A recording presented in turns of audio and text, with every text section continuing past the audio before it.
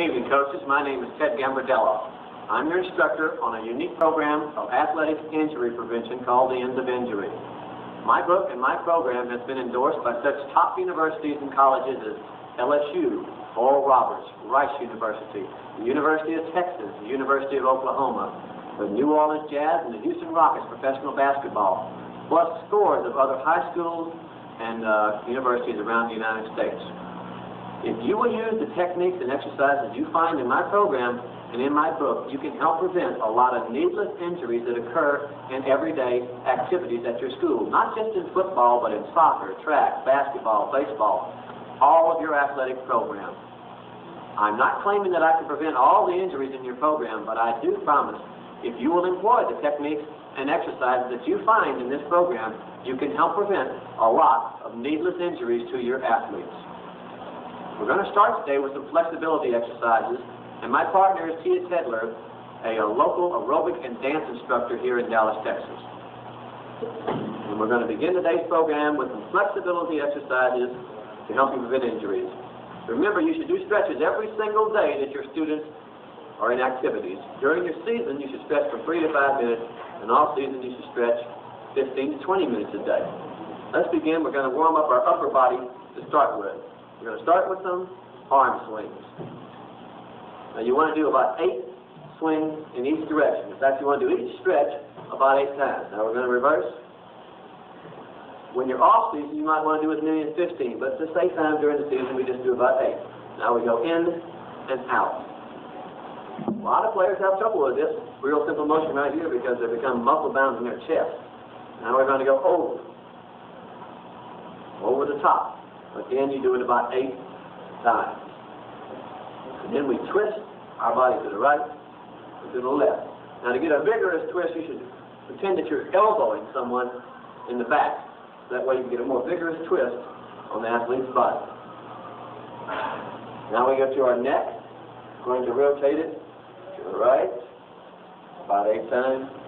Now stop and go to the left about 8 times. Back and forth. Now to the sides.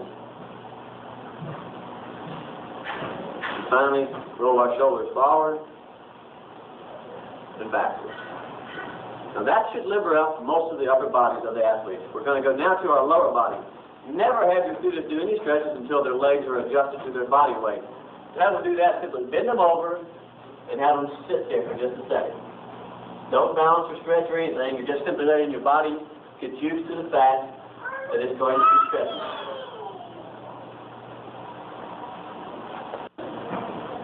All right, now we're going to do a stiff-legged kick. We're going to put our left leg back to start with. We're going to keep our other knee slightly bent and kick up as high as we can. Ready? Together. You want to have them do this about 8 times. Stiff-legged kick. Now the other side. Ready? The player should be able to try to put his leg against his chest. A modification of this kick, you can have him kick up and make a circle towards the outside. It looks like that, which stretches the inner leg too. Now we're going to go to a V stretch. You spread your legs about double width apart. You can have them find the width by spreading your feet 4 times. Then bend over to your left and pull your body down until your chest touches your knee. Now to the right, come up. Now to the left and right. About 8 times to each side. A good way to check your flexibility after this, and a good way to continue stretching, have them cross their elbow and try to drop all the way to the ground. Now, if they can't do that, you know they're not stretched enough. Next, we go to a groin stretch. You simply have them spread their legs, push out on their knees, and push down on their pelvis. Then you have them drop to the right, and then over to the left. Dropping to the right, and to the left. Now down to the ground. Spread your legs as wide as possible. Now we're going to turn our body to the side. Use your hands if you need to. Put your chest down to your neck. Now keep your players out of the habit of trying to just bend their neck. Have them bend their back.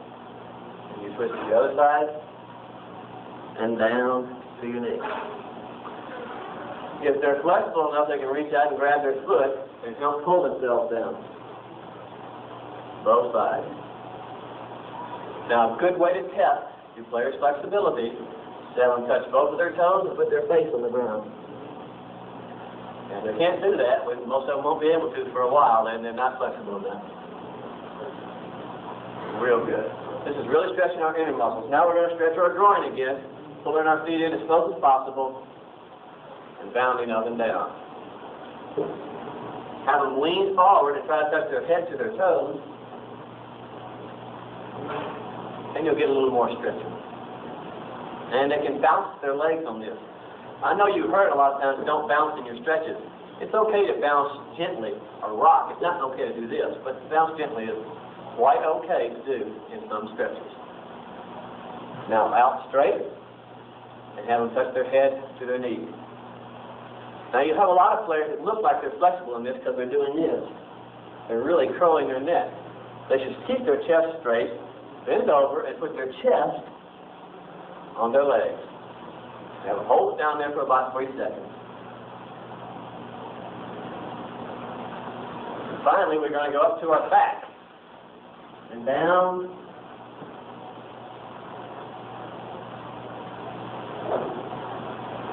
And over. And then up.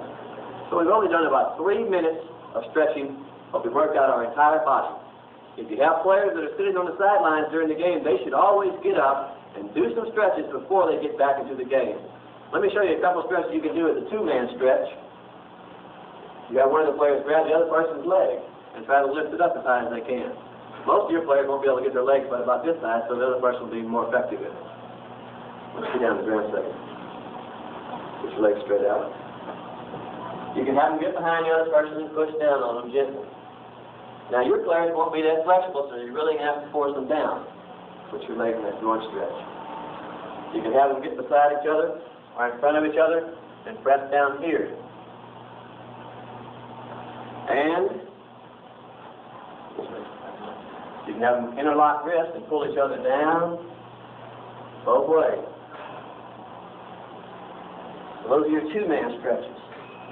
Stretching bars are okay, and you should always wear some nice warm-ups on your legs or something when you stretch. It helps keep your legs warm and gets them warmer faster and keeps you from pulling the muscle. That's our flexibility program. If you need to remember it, review the tape, or you can look in the book and find some of the points that you might have missed.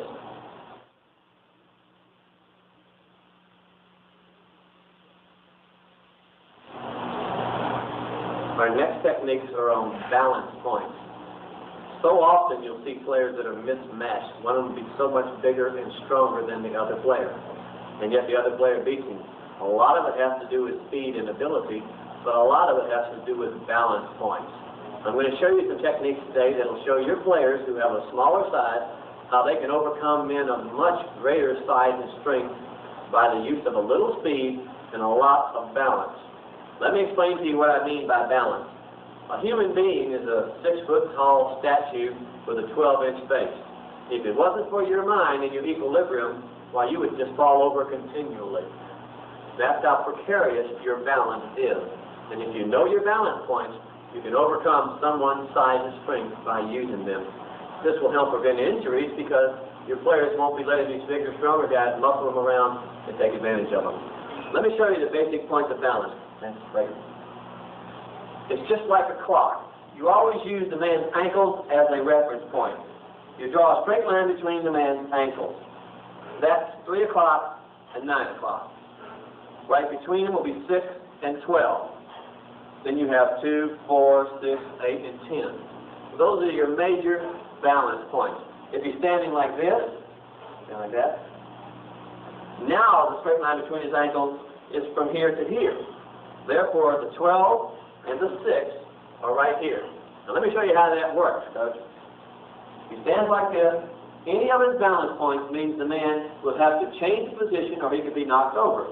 If I push him on his 12 o'clock balance, he'll fall backwards unless he moves his feet. If I just reach up and grab him, he'll fall forward. Just push him to the side with very little effort. This does not require strength. It's simply balance techniques. You can actually pull the man over just like this. So let's apply this to some football, basketball situations. Suppose you're pushing against somebody. We can take the position here. This is strength against strength because we're pushing right against our strength points. Now where was this ability work? Where was his balance points in this? From 6 to 12. If I draw a line from here to here, it's 6 to 12 is right here. But as he's pushing into me, if I simply turn a little bit, I can push him right over on his balance point. So if you have your linemen and they're rushing somebody, if they meet like this, if they'll look at those ankles or step right in between that balance point, they'll completely overpower him. Another thing, just for this coming, if you stand in between a man's balance point right here, the man cannot move. If he tries to move, he won't be able to do it, and you can overcome him. So if you have your players, when they're rushing, get out first into the balance point, they'll always win the battle, no matter whether the player is bigger or stronger. Now, suppose you're being defensive, and you're not trying to block the man, but just behind him. So we need to get into balance points. I can use my arms this time. Now I take his balance point, and I'm going to use the pulling one. I simply give him a pull towards me, and he'll actually fly right around on the balance point. All we did, here's his 12 o'clock, is pull him off balance this way. Now because I'm going to circle him, I pull him and twist, and I'm back on the quarterback.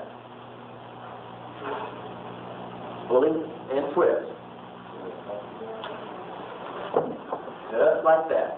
It doesn't take a lot of practice, and it doesn't take a lot of brains either, Coach. Your players can pick this up real fast if you'll just simply have them practice. Now let's look at the 3 o'clock and 9 o'clock balance point. Here. Here's how you can apply that. If a person resists to one side, his balance will be lost to the other side. So then you can switch right on it. I'm going to go over that with you again.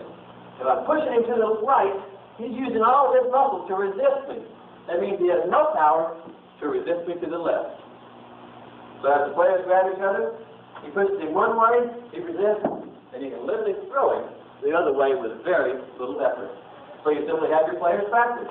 They get down deep, and they throw each other right off the balance technique.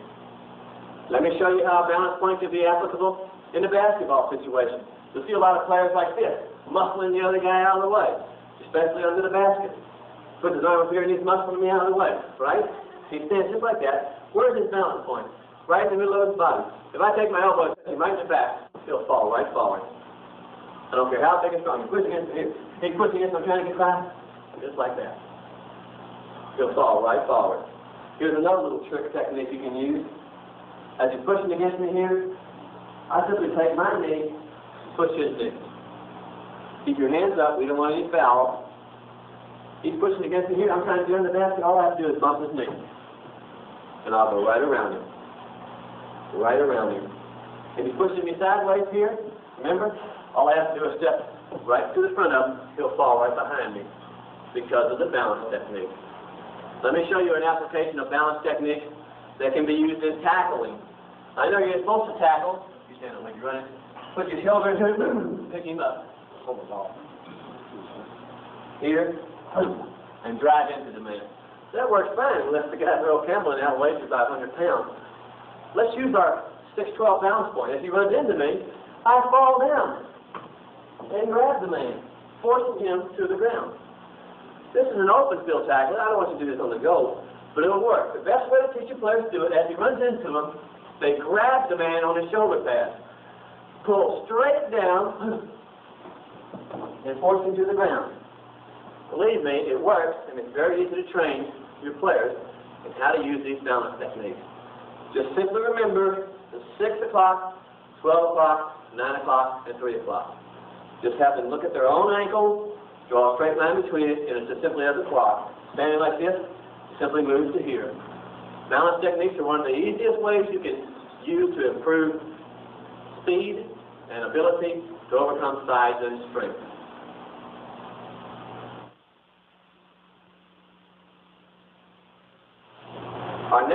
techniques, coaches, are in falling. I think this is one of the biggest areas that your players get hurt, and unfortunately it's the most damaging. Every year for the last 30 years, over 600 children have been crippled permanently in football alone from not knowing how to fall. Most of you coaches do a good job of teaching them how to roll, but not how to fall. And I'm talking about the players that go up, catch a pass, get their feet taken out from under them and smash down on the ground, land on their neck, and break their neck. How can you prevent that? Well, maybe you can, but maybe these falling techniques can help. And that's all we're asking, is that we help prevent a few injuries. How many broken necks do you have to save to make it worth your while? Falling techniques have been around for thousands of years. Nobody gets hurt in judo falling techniques, in judo matches. Yet players always get hurt falling in basketball, track, gymnastics, and especially football. Let me show you the 3 basic ways a person falls. Get that out of the way a second here. The first is the roll forward. Most of you coaches do the roll just fine.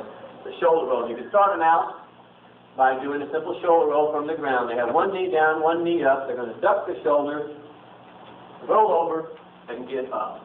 It's that simple. My partner will do one for you here. You can have them standing up, stand up, just run forward, and do a nice little roll. I think most of you coaches are already doing a shoulder roll, and it's a very good technique. You have to do it to their right and to their left. Very simple technique. You can have them do a 2-hand shoulder roll here, just like that. And you can have them jump over the other player. Get down against me, nice and low. Down, down, down. Here. They'll be over the other player, just like that. You'll be surprised because most of your players can jump over 3 or 4 other players. That's the forward roll. We don't have any trouble with that. Now let's learn how to fall. Go here a second. The first way you have to fall is forward. Suppose your legs get taken out from under you, and you can't roll. How do you fall without breaking your wrist or your elbow? Well, let's learn from our knees. The secret is to slap the ground with your forearms and to let your breath out. Slap the ground and say, that hurts. Well, it hurts a lot worse to land on your elbow, coach. So let's learn to do it right. We're going to slap the ground here.